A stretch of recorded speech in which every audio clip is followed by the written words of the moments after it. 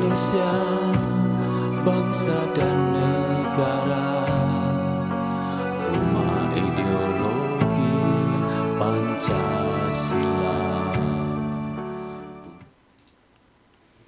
Bismillahirrahmanirrahim. Pemirsa tercinta yang dirahmati Allah Tuhan Yang Maha Esa, bersua kembali di kanal Hikmatologi, monolog sederhana mengajak diri kita masing-masing berpikir kian melembut, cerdas, dewasakan hati nurani. Berdasar kitab suci agama kepercayaan yang kita yakini, tentu saja mengamalkan nilai Pancasila, bukti keluhuran insan bumi pertiwi. Pemirsa, kita masih berbicara tentang hikmah atau lebih tepatnya hikmatologi sholat. Dan kali ini kita lebih konsentrasi dari imanial ke intelektual, di mana kita mencoba untuk menyibak hikmah diperintahkannya seorang hamba manusia dalam menegakkan sholat secara khusyuk berkesinambungan. Pertalian dengan mencegah sekaligus menyembuhkan ragam penyakit, dan kali ini kita lebih fokus pada penyakit utama yang berat. Apakah di antara penyakit utama yang berat? Kalau kita sebut induknya cukup satu ketika kita mencoba untuk menelusuri textbook dari dunia kedokteran, yakni adalah induk dari seluruh penyakit secara fisiologis karena ketidakoptimalan fungsi dari pankreas yang menyebabkan diabetes. Jadi induk dari seluruh penyakit adalah diabetes. Jika bertalian dengan gula maka naik menjadi diabetes mellitus. Kalau mempengaruhi mahkota jantung, maka akan terkena jantung koroner. Jika tidak mampu mengendalikan sistem sel, maka akan menjadi kanker rahim, kanker payudara, dan seterusnya. Pemirsa, apa yang kita bicarakan bukan sekedar kita membaca teks dari Al-Quran. Kemarin kita sudah sampaikan. Kemudian kali ini kita turunkan lagi riwayat dari Jawami al-Kalimi, kalimah yang sangat istimewa dari seorang teristimewa, yakni Rasulullah Muhammad SAW. Dan tentu saja disajikan untuk semua manusia, tak terbatas hanya bagi orang-orang yang mengaku isyhadu bi anna muslimun, saya adalah orang yang muslim berserah diri kepada Allah. Tidak, tetapi untuk semuanya. Karena kami menolong pasien itu sama dengan dunia kedokteran modern, tidak bersekat kepercayaan dan agama. Termasuk tidak bersekat perspektif pemikiran apapun yang diyakini oleh manusia. Ateisme contohnya. Kali ini kita mencoba untuk menyampaikan salah satu riwayat dari Rasulullah yang disampaikan oleh Abu Hurairah, di mana diriwayatkan oleh Imam Muslim yang sangat legendaris. Apa yang dituturkan oleh Rasulullah? Setiap ruas tulang manusia, jadi bukan orang yang beriman, setiap ruas tulang anak manusia wajib disedekahi setiap hari selama matahari terbit. Ini bukan sekedar bertalian dengan ibadah mahdo, mukminin mukminat, sholat duha, bukan itu. Tetapi ini meliputi seluruh waktu di mana ketika kita bicara sholat hanya 3 waktu saja yang tidak boleh melakukan sholat, yakni pada saat matahari sedang menyingsing, pada saat matahari ada di tengah ubun-ubun kita dan tidak ada bayangan tubuh kita, nyaris tidak ada bayangan. Kemudian pada saat matahari tenggelam, selebihnya kita boleh sholat apapun, sholat sunnah. Nah kemudian kita mencoba mengkaitkan dengan hadis yang sangat masyhur, ya, populer, ya.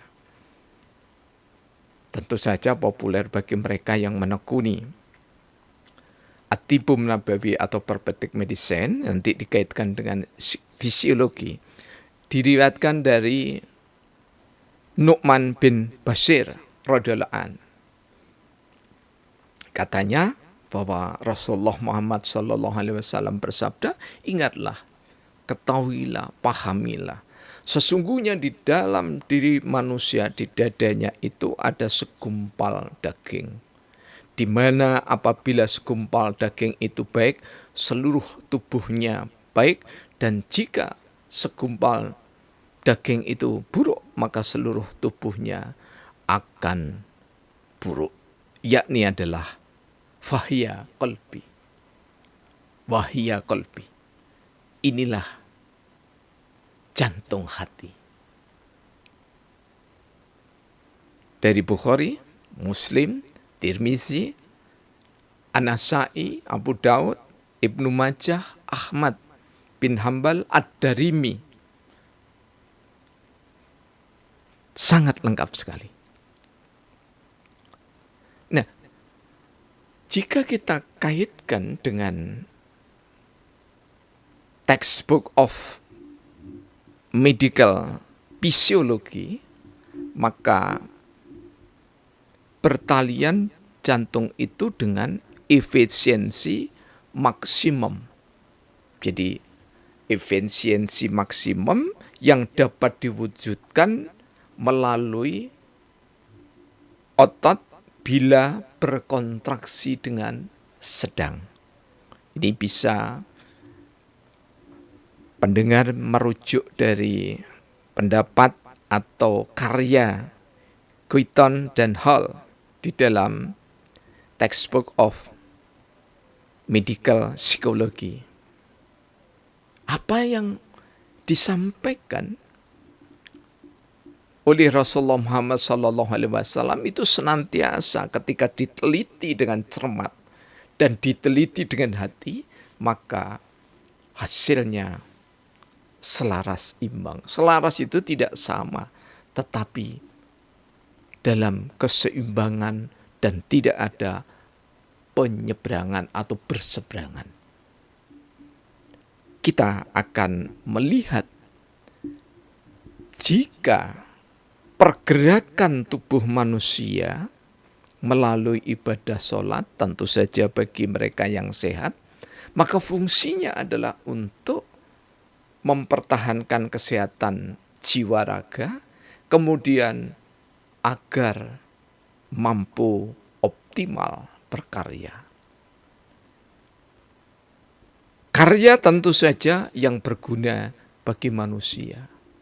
Khairunas anfa'uhum linas.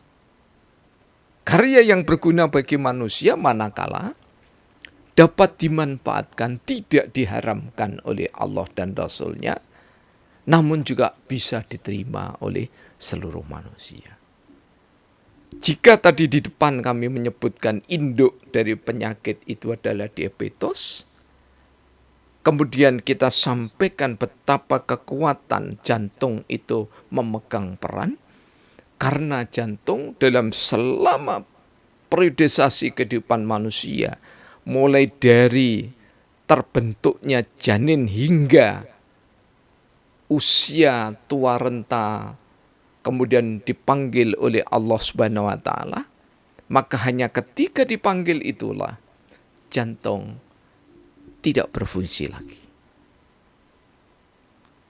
Karena itu, pada saat seorang hamba melakukan rukuk dengan bentuk seperti pelana kuda, maka pankreas akan sedikit menanggung beban yang lebih dari biasanya. Kalau kami duduk seperti ini atau panjenengan duduk, panjenengan sedang menikmati tontonan televisi umpamanya, maka pankreas tidak berusaha secara maksimal atau optimal. Namun ketika bangun tubuh ini membentuk 90 derajat dengan kepala sejajar pantat, kemudian tulang belakang itu melengkung seperti ini, maka dapat dipastikan pankreas akan bekerja secara optimal. Di saat bekerja optimal, maka akan menghalau penyakit yang paling ditakuti manusia, yakni adalah diabetes mellitus. Salah satunya. Karena diabetes mellitus itu nanti akan, jika dibiarkan tanpa terkontrol dengan baik, akan mempengaruhi jantung, akan mempengaruhi ginjal. Pengaruh di sini bisa terkena serangan jantung koroner, mahkota jantungnya itu bermasalah, kemudian bisa terjadi gagal ginjal. Dan yang ketiga, bisa sel saraf tidak fungsional sehingga bisa membentuk kanker. Jika ada yang bertanya apakah pola pengobatan lewat sholat ada yang berhasil? Tidak sekedar ada, tetapi optimal dan lebih dari 90% mereka yang betul-betul meyakini secara imanial dan intelektualnya dari dada menyeruak ke otak, memancarkan semangat untuk sembuh, maka jantung yang tadinya disfungsional, kurang berfungsi dengan bagus, terjadi pengentalan darah contohnya, ataupun detak jantung berlebihan terkadang sehingga menyebabkan hipertensi atau bahkan hipotensi, maka ketika seseorang melakukan sholat dengan ritme gerakan yang bagus, efisiensi maksimum di dalam bahasa medical fisiologi, akan didapatkan kesehatan jantung yang terpelihara. Jika masih bisa berobat dengan gerakan sholat, maka jantung yang tadinya bermasalah, berpenyakit, ginjal yang berpenyakit, diabetes mellitus, ataupun kanker, insya Allah ada yang dalam hitungan begitu cepat, kurang dari 1 minggu, dalam satu kasus kita sebut kanker rahim yang sudah dibelah oleh dokter di rumah sakit, kemudian dikembalikan lagi karena sudah menjalar kemana-mana, dan dia hanya bisa berbaring tanpa bisa bangun sama sekali. Atas ridhonya Allah Subhanahu wa Ta'ala dan kekuatan iman dari yang sakit dan saudaranya yang merawat, serta ruki yang demikian tulus, disembuhkan oleh Allah Subhanahu wa Ta'ala. Demikian juga yang terkena serangan jantung. Pasien dari Jakarta yang belum pernah ketemu anfal di kamar mandi, nyaris tidak bisa bergerak, namun demikian sempurna, maha sempurna Allah menolongnya, dia bisa merangkak untuk mengambil gadget atau handphone. Kemudian menelpon. Diruqyah jarak jauh karena Allah tidak membutuhkan tempat. Doa juga tidak harus di tempat. Orang itu sampai sekarang masih sehat. Berusia hampir 70 tahun. Kasus-kasus seperti ini banyak. Puluhan ribu jika yang kami tangani, dan kami yakin orang-orang yang seprofesi dengan kami. Ada namanya Kiai Khairul dari Tasikmalaya, mempunyai keahlian bedah. Ketika kami ditawari untuk menjadi ahli bedah, kami bukan menolak, tapi merasa tidak punya kemantapan di dalam hati untuk mencoba mengiris atau menggunting tubuh dari pasien. Nah, pemirsa, kalau saja orang itu tidak bisa melakukan gerakan sholat seperti yang saya contohkan tadi, yang sudah dibelah kemudian dijahit kembali, apa yang harus dilakukan? Allah memberi jalan, as-sholatu daimun. Insyaallah surah Al-Ma'arij itu ayat 23 ya. Sholatlah kamu berkekalan, yang diterjemahkan oleh Profesor Dr. Buya Hamka di dalam Tasawuf Modern. Tidak perlu bergerak, tidak perlu mengambil wudhu karena memang tidak mampu secara syar'i. Cukup dalam hatinya senantiasa berzikir. Kita tuntun zikir, sumastakum, istiqomah. Allah datang menolongnya. Wa idza maritu fahuwa yasfin. Ketika aku sakit, demikian penuturan Nabiullah Ibrahim alaihissalam, maka datang Allah yang menyembuhkannya.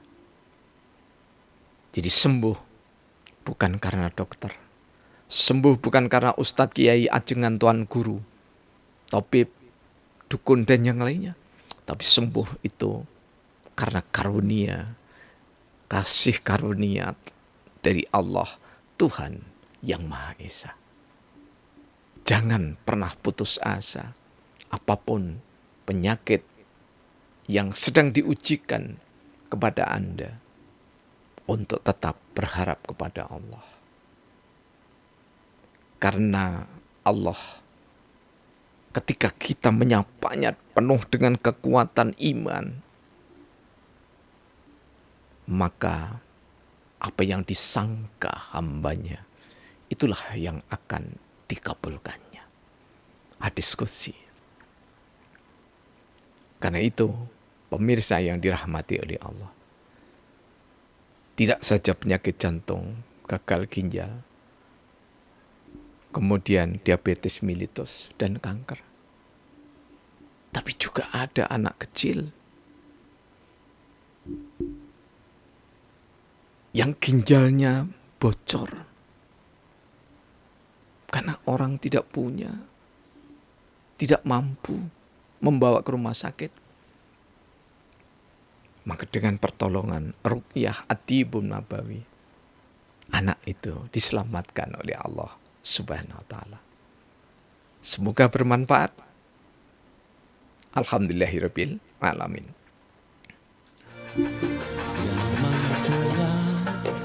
Ditulis pada lauhul mahfuz.